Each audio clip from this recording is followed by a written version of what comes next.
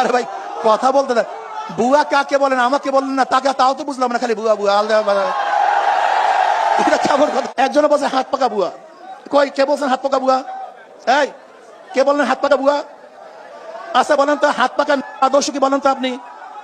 ভাই এই জাহেল, যে বলছেন হাত পাকা বুয়া, আপনি বলেন ইসলামের হাত পাকার নীতি আদর্শকে বলেন তো, বলেন তো। মুফতি সৈয়দ মোহাম্মদ ফয়জুল করিম বলেন।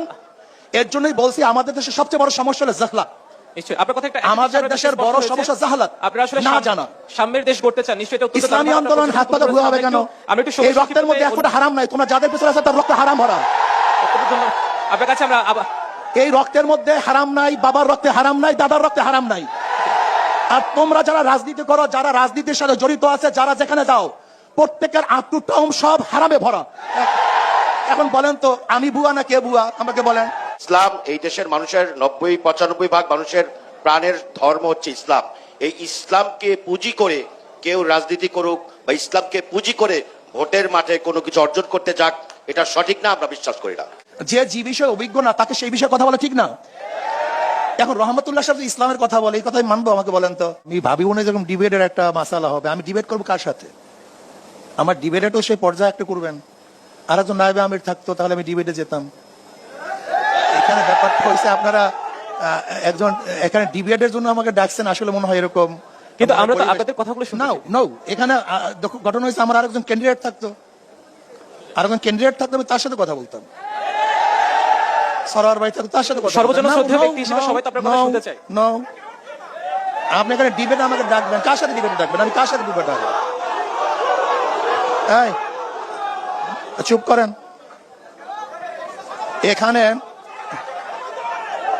এখানে মূল বক্তব্য হলো এই,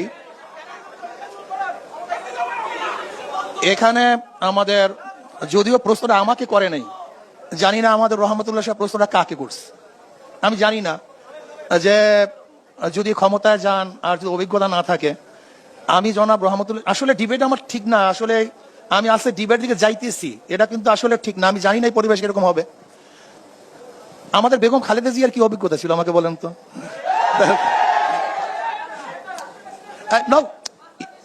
দেখেন ভাই, আমরা না করি কথা শুনে, আমরা সবাই খালি আমাদের বাংলাদেশের সমাজকে খালি হাততালি দিতেই থাকি, হ্যাঁ না বলতেই থাকি, এটা আমাদের স্বভাব। এতে বের হয়ে আসেন তো ভাই। যদি আমার ভুল হয়, আমার দলের লোক আমাকে ভুল বলেন, যেটা ভুল বলছেন, এই মেজাজ করেন। যদি আমিও ভুল করি, আমার মেজাজ, আমার দলের লোক বলেন যেটা ভুল, এই মেজাজ করেন। আর আমার শত্রু যদি সঠিক বলে, তাকে বলেন এটা সঠিক কথা বলে, এই মেজাজ করেন আপনারা। কিন্তু আমাদের মধ্যে অবস্থাটা কি, আমাদের দলের লোক যদি খারাপ বলে এটাও ঠিক, আর ভালো বললেও ঠিক না অন্য দলে। এটা কেন ভাই? এর রেওয়াজ হয়ে গেছে। যেমন আমি জনাব রহমতুল্লাহ সাহেবকে যদি বলি যে খালেদা জিয়ার অভিজ্ঞতাটা কি ছিল, সে তো গৃহিণী ছিল, সে তো কোনোদিন রাজনীতিও করে নাই। আমরা দেখি নাই জিয়াউর রহমান সাহেবের সাথে সে রাজনীতি অংশগ্রহণ করেছে। যদি তিনি একজন দেশের প্রধান হতে পারেন, আমি মনে করি আমাদের দেশের উপজেলার যারা দায়িত্বশীল তারাও দেশ পরিচালনা করতে পারবেন, কোনো সমস্যা নেই। এরপর আসুন ভাই, কথা না বলি, কথা শেষ করতে দেন, কথা শেষ করতে দেন। যদি আমার কথা প্রশ্নের এগেনিস্টে পৌঁছলো, সমস্যা কি বলবেন, সেটা সমস্যা কি? এরপর আসুন ইসলামকে ব্যবহার করা। অ্যাকচুয়ালি ইসলাম অনুযায়ী চলার, ইসলামকে ব্যবহার করা, দুটোর মধ্যে পার্থক্য আছে। যেমন এক ব্যক্তি হামেশাই টুপি পরে, এটা তার অভ্যাস। আর একটা হলো স্বার্থের জন্য টুপি পরে, এই দুই টুপি কিন্তু এক টুপি না। কেউ হামেশা নামাজ পড়ে আর কেউ নির্বাচনে নামাজ পড়ে, এই দুই নামাজ কিন্তু এক নামাজ না। কেউ সবসময় শরিয়াত অনুযায়ী চলে আর কেউ নির্বাচনের সময় ইসলাম হুকুমাত অনুযায়ী চালাবে, মদিনা সনদে চালাবে, এই দুই সনদ এক সনদ না। দেখেন আমরা কিন্তু সবসময় ইসলাম অনুযায়ী চলার চেষ্টা করি। 92% মুসলমান ইসলামের বাইরে যাবে কেন? আজকে ডেমোক্রেসি আনবেন কেন? ডেমোক্রেসি কি এটা মদিনাওয়ালাদের? ডেমোক্রেসি কোথা থেকে আসছে?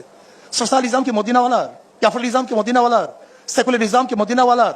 আপনি বলেন Socrates, Plato, Aristotle, Montesquieu, Locke, Rousseau, যে নীতি আদর্শ বাস্তবায়ন থেকে মদিনাওয়ালার। আমি একজন মুসলমান হয়ে ইসলামের বাহিরে যাব কেন? এটা প্রথম প্রশ্ন। দ্বিতীয় প্রশ্ন হলো এই, ইসলামের মধ্যে যদি বৌদ্ধ, হিন্দু, খ্রিস্টান, বিজাতি সমস্ত জাতিদের কল্যাণের কোনো নিয়ম কারণ না থাকতো, তাহলে প্রশ্ন তুলতে পারতেন যে ইসলাম হুকুমাত হলে হিন্দুদের অবস্থাটা কি হবে, খ্রিস্টানদের অবস্থাটা কি হবে, ইহুদিদের অবস্থাটা কি হবে।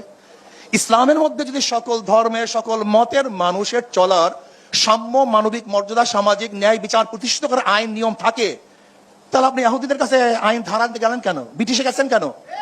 আমি আমেরিকায় গেছেন কেন? ভারতে গেছেন কেন? দারুণভাবে আপনার পর্যবেক্ষণ তুলে জানবো চাই সেই সাম্যের ধারাটা আসুক এবং সবাই শান্তিতে বসবাস করে, দিন শেষে আমরা সবাই যেটা নাগরিক। বলতেছি, আমি যেটা বলতেছিলাম, দেখেন ইসলামী ফোবিয়া, ইসলামী ফোবিয়া ইসলাম সম্পর্কে অজ্ঞতা আমাদেরকে মূর্খ বানিয়ে দিয়েছে।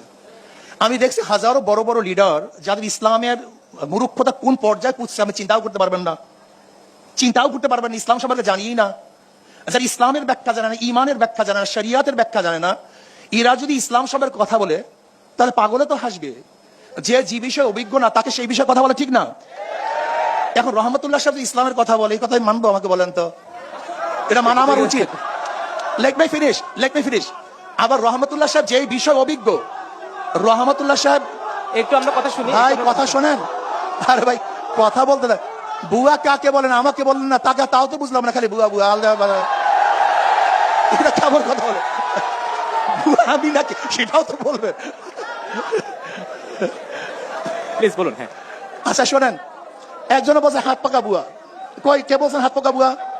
এই কে বললেন হাত পাকা বুয়া? আচ্ছা বলেন তো হাত পাকা আদর্শ কি বলেন তো আপনি? ভাই এই জাহেল, যে বলছেন হাত পাকা বুয়া, আপনি বলেন ইসলামের হাত পাকার নীতি আদর্শকে বলেন তো, বলেন তো, মুফতি সৈয়দ মোহাম্মদ ফয়জুল করিম বলেন। এর জন্যই বলছি আমাদের দেশের সবচেয়ে বড় সমস্যা হলো জাহলাত। নিশ্চয়ই আপনার কথা একটা আমাদের দেশের বড় সমস্যা জাহলাত, আপনারা আসলে না জানা। সাম্যের দেশ গড়তে চান, নিশ্চয়ই এটা অত্যন্ত ইসলামী দারুণ আন্দোলন আপনার হাত পাকা বুয়া হবে কেন? আমি একটু এই রক্তের মধ্যে একটা হারাম নাই, তোমরা যাদের পিছনে আছে তার রক্ত হারাম ভরা। আপনার কাছে আমরা আবার এই রক্তের মধ্যে হারাম নাই, বাবার রক্তে হারাম নাই, দাদার রক্তে হারাম নাই। আর তোমরা যারা রাজনীতি করো, যারা রাজনীতির সাথে জড়িত আছে, যারা যেখানে যাও, প্রত্যেকের আপ টু টাউন সব হারামে ভরা। এখন বলেন তো আমি বুয়া না কে বুয়া? আমাকে বলেন। এই কথা বলি না, অত্যন্ত দারুণ ভাবে আপনি আপনার পর্যবেক্ষণ তুলে ধরেছেন। আমার কথা শেষ করতে দেন, আমার কথা শেষ করতে দেন। শোনেন, আমাদের মধ্যে পরিবেশ থাকা চাই, এক পরিবেশ থাকা চাই, সুন্দর পরিবেশ থাকা চাই। যাদের উত্থান গুন্ডামি, যাদের পরিচয় গুন্ডামি, যাদের পরিচয় মাস্তানি, যেই লিডারদের উত্থান পরিচয় একমাত্র গুন্ডামি মাস্তানি, এখন যদি আমরা তাদের দল করে ভুয়া না হই, আর যাদের কলঙ্ক বলতে কিছু নাই তারা সব ভুয়া হয়ে যাবে। যাই কথা এটা না, আমাদের কথা হলো প্রত্যেকের আদর্শ থাকবে, নীতি থাকবে। নিশ্চয়ই আমরা দেশটাকে গড়তে চাই, নিশ্চয়ই আমরা দেশটাকে গড়তে চাই।